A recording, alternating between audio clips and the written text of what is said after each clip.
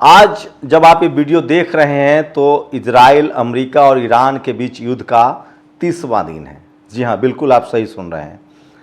29 दिनों का युद्ध हो चुका है। 28 फरवरी से युद्ध शुरू हुआ था, आज 29 मार्च है और इस युद्ध को 29 समझिए कि 28 फरवरी से शुरू हुआ और आज 29 तारीख है।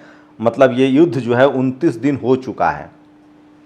इस 29 दिनों में ईरान की ताकत से दुनिया हतप्रभ है, दंग है। और सोचिए अमेरिका की क्या हालत हो गई है कि आप भरोसा नहीं करेंगे मेरी बातों पर। मैं आज ये भी बताऊंगा कि ईरान को किस तरह का नुकसान हुआ है। लेकिन उससे पहले मैं आपको बताऊंगा कि इजराइल का क्या नुकसान है, अमेरिका का क्या नुकसान है।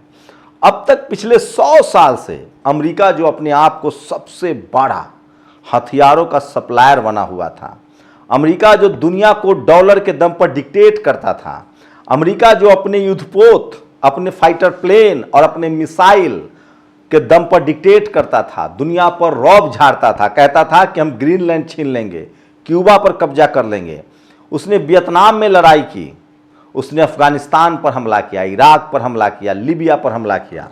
लेकिन इन तमाम देशों के पास मिसाइल नहीं थे और ईरान ने इसी कमी को पूरा कर दिया है। और ईरान से जब पाला पड़ा है तो 45 साल की जो ईरान की तैयारी है, उसके बाद दुनिया को अब लगने लगा है कि अमेरिका तो कुछ है ही नहीं।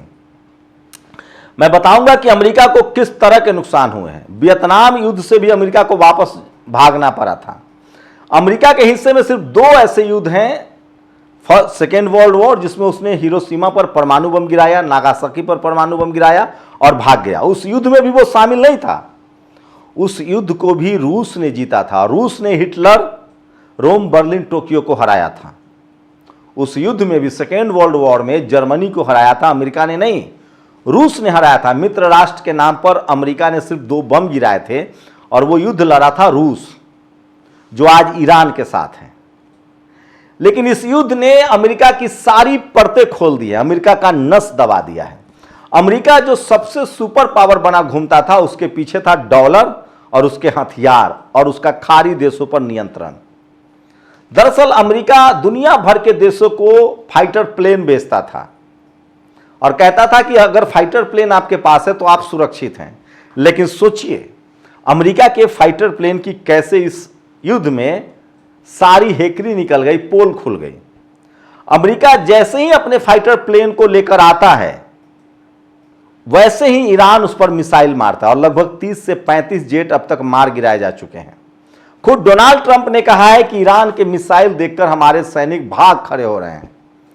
तो हवा में पहले अमेरिका की ताकत थी, वो किसी भी देश पर पहले समंदर में अपना युद्धपोत खड़ा करता था और उस पर से फाइटर प्लेन उड़ाता था और बमबारी करके भाग जाता था। इस बार ईरान ने क्या किया कि वो मिसाइल से पहले तो युद्धपोत पर हमला किया। अब्राहम लिंकन, जेराल्ड, ये दोनों युद्धपोत नाकाम हो चुके हैं। कहा जा रहा है कि तीसरा सबसे बड़ा युद्धपोत जो अमेरिका के पास है, JW बुश, उसको पानी में लाने की कोशिश हो रही थी, उस पर भी मिसाइल दागा है और इसीलिए होर्मुज स्ट्रीट जाम है। अमेरिका जैसे ही वहां आने की कोशिश करता है, ईरान मिसाइल दाग देता है। ईरान के पास वो ताकत है, उतनी मिसाइल है। ईरान ने कहा है कि अगर हम 200 मिसाइल रोज दागें तो भी हम 10 सालों तक इस युद्ध को लड़ सकते हैं। साथ ही 400 ड्रोन बनाने की रोज की क्षमता है। ईरान के जो सारे हथियार, एक और रास्ता था अमेरिका के पास, वो ईरान के इस सारे हथियारों को चाहता तो बमबारी से बर्बाद कर सकता था, लेकिन अब यह संभव नहीं है। ईरान पहाड़ों से घिरा देश है और जितने हथियार के टनल हैं वो सब 200 मीटर अंदर है। मतलब दुनिया का कोई अब तक हथियार नहीं बना है जो इन टनल को बर्बाद कर दे। स्प्लिट 2 बॉम्बर पिछली बार अमेरिका ने चलाया था, ईरान वहीं से भाप गया और उसने ऐसा तकनीक इजाद किया है कि अब स्प्लिट 2 बॉम्बर, F-35, ये दोनों सबसे दुनिया के आधुनिक फाइटर प्लेन है। अगर ये बम गिराने आएंगे तो ईरान इसको हवा में मार गिराएगा। एक तो ये अमेरिका को पता है और ये हो चुका है। दूसरा, वो युद्धपोत उसका बर्बाद हो चुका है और तीसरा, सारे खाड़ी देशों से उसके सैनिक अड्डे ध्वस्त हो चुके हैं, खत्म हो चुके हैं। अब अमेरिका के पास पैर रखने की जगह नहीं है। तो वो पानी में हार चुका है, वो हवा में हार चुका है और वो चाहता है कि और पोल पट्टी न खुले, इसलिए अब वो न तो युद्धपोत खड़ा कर रहा है, न फाइटर प्लेन उड़ा रहा है। नतीजा यह है कि अब वो कह रहा था कि उसने एक और कोशिश की कि पैदल सेना उतारेंगे। बड़ी तैयारी हुई, कहा जा रहा कि 10,000 सैनिक तैयार किए गए। उसने कोशिश भी की। 27 तारीख की रात और 28 तारीख की तड़के सुबह खार्ग द्वीप पर अमेरिका ने कोशिश की कि कम से कम सील्स, अपने नेवी सील्स उतारे जाएं। कहा जा रहा है कि 300 अमेरिकी सैनिक मारे गए हैं और बंधक बनाए गए हैं। और इस तरह से अब ईरान ने कहा है कि लगभग 13,000 अमेरिकी सैनिक मारे गए हैं खाड़ी देशों में और उसके युद्धपोत पर और खार्ग में। तो खाड़ी देशों से, चाहे ओमान हो, जॉर्डन हो, सीरिया हो, कतर हो, दुबई हो, सऊदी अरबिया हो, संयुक्त अरब अमीरात हो, ओमान हो, सीरिया हो, इराक हो, इराक से तो उसके सारे सैनिक अड्डे तबाह हो गए हैं, सीरिया से सारे सैनिक अड्डे तबाह हो गए हैं। और सोचिए, तो इस वजह से अमेरिका अब पैदल हो चुका है, उसके सारे सैनिक अड्डे तबाह, उसका युद्धपोत तबाह। और ये हथियार अब ईरान का खत्म, अमेरिका इंतजार कर रहा था, उसे लगा था कि 10,000 20,000 मिसाइल होगा, 1-2 महीना में खत्म हो जाएगा। लेकिन ईरान कह रहा है कि हमारे पास 10,000 ऐसे हथियार हैं जो रोज हम फायर कर सकते हैं। अभी तो 10,000 मिसाइल का इस्तेमाल हुआ है, 200 मिसाइल रोज दागा जा सकता है, 400 ड्रोन रोज उड़ाया जा सकता है।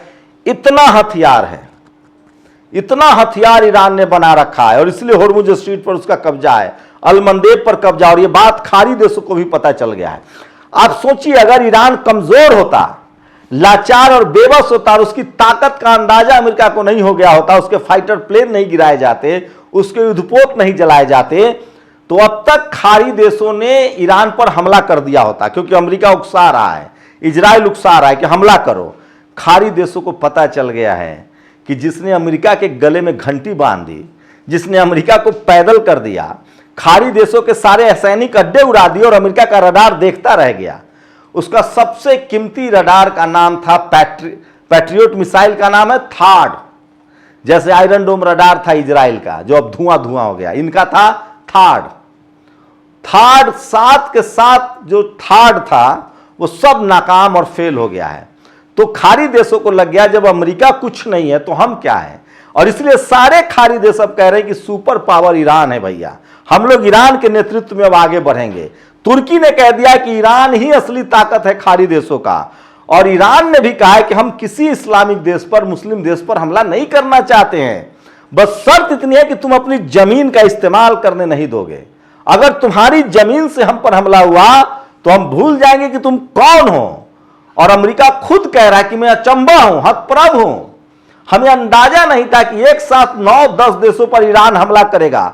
तो ईरान सिर्फ अमेरिका से नहीं लड़ रहा है, ईरान सिर्फ इजराइल से नहीं लड़ रहा है, 10 देशों को उसने नेस्तनाबूद कर दिया है, अमेरिकी अड्डों को। लेकिन ईरान की इंसानियत देखिए, वो रिहायशी इलाकों पर बम नहीं गिरा रहा है, वो अमेरिकी सैनिकों पर बम मार रहा है, अमेरिकी फाइटर प्लेन पर बम मार रहा है, वो अमेरिकी सैनिक अड्डों पर बम मार रहा है, वो अमेरिकी युद्धपोत पर बम मार रहा है, वो अमेरिकी मिसाइल्स को डैमेज कर रहा है, उसके वायु रक्षा प्रणाली को डैमेज कर रहा है। ये है ईरान की ताकत।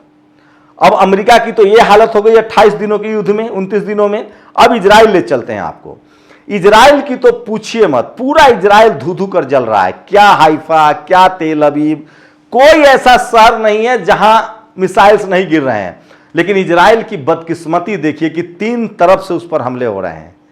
ईरान बम गिरा रहा है, मिसाइल दाग रहा है, उधर से हिजबुल्ला लेबनान के लड़ाके मिसाइल गिरा रहे हैं, ईरान दाग रहे क्योंकि वो बॉर्डर का इलाका है। और रहा सहा काम फिलिस्तीन में हूती हमास कर रहा है, मरकेबा टैंक उड़ाए जा रहे हैं। इसलिए मैं कह रहा हूं कि जो ईरान ने कहा था कि इजराइल नक्शे से खत्म हो जाएगा, वो सामने होता दिख रहा है और दुनिया कुछ नहीं कर सकती, अमेरिका कुछ नहीं कर सकता है। साथ ही ईरान ने जो 45 साल की बंदिशें झेली हैं, उसने पूरी तरह से अपने देश के संसाधनों पर कंट्रोल कर रखा है। और 2 रास्ते हैं, होर्मुज स्ट्रीट और अलमंदेब, इन दोनों से यूरोप, एशिया में सब जगह तेल जाता है। अब ईरान अपनी मर्जी से तेल बेचेगा, उसका पूरा कंट्रोल है। और सोचिए, खाड़ी देशों के तेल पर जो कंट्रोल था अमेरिका का, वो भी खत्म, डॉलर की वैल्यू खत्म। इसलिए अमेरिका अब दूसरे नंबर पर चला गया, पहले नंबर पर चीन है 43 ट्रिलियन के साथ और अमेरिका 31 ट्रिलियन के साथ। तो इजराइल इस युद्ध में परास्त हो चुका है, ध्वस्त हो चुका है, उसके पास अब कुछ नहीं बचा है। करोड़ों लोग उसके टनल में रह रहे हैं, यह सच्चाई है। अब आप सोचेंगे कि इस युद्ध में अमेरिका और ईरान का, अमेरिका का नुकसान है, इजराइल का नुकसान है, लेबनान मार रहा है, हिजबुल्लाह मार रहा है, हमास मार रहा है, हुती मार रहा है। अमेरिका और ईरान ने भी तो कुछ किया, इजराइल ने भी तो कुछ किया होगा। बिल्कुल आप ठीक सोच रहे हैं, किया है उसने। उसकी भी लिस्ट जारी की है ईरान ने, ईमानदारी से। जैसे ईरान ने कहा था कि हाँ खामनेई मारा गया, झूठ नहीं बोला उसने कहा कि लारिजानी मारा गया। अमेरिका ने 600 स्कूल पर बम गिराए हैं। अमेरिका और इजराइल ने अस्पतालों पर बम गिराए हैं। अमेरिका और इजराइल ने रिहायशी इलाकों पर बम गिराए हैं और आम ईरानियों को शहीद किया है, मारा है।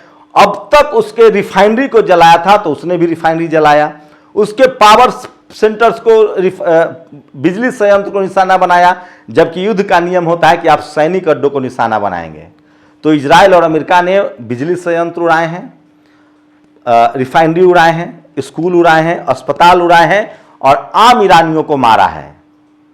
लेकिन अभी भी ईरान युद्ध के नियमों को पालन कर रहा है। लेकिन ईरान के सैनिक अड्डों को और उसके मिसाइल टनल को कोई नुकसान नहीं है, क्योंकि वो सब के सब पहाड़ के कंदराओं में है, जहां पैदल सेना को उतर कर जाना पड़ेगा। इसलिए मैं कह रहा हूं कि इस युद्ध में अमेरिका एक्सपोज हो गया है और अब दुनिया में उसकी थू-थू हो रही है और इजराइल नक्शे से खत्म हो रहा है। इराक आजाद हो गया है, फिलिस्तीन आजाद हो गया है, हिजबुल्लाह लेबनान आजाद हो गया है, फिलिस्तीन आजाद हो गया, लेबनान आजाद हो गया, इराक आजाद हो गया और पूरा का पूरा खाड़ी देश अब अमेरिका से आजाद हो चुका है। और आने वाले समय में पूरे खाड़ी देश एकजुट होंगे और वो उस इलाके के डेवलपमेंट के लिए काम करेंगे।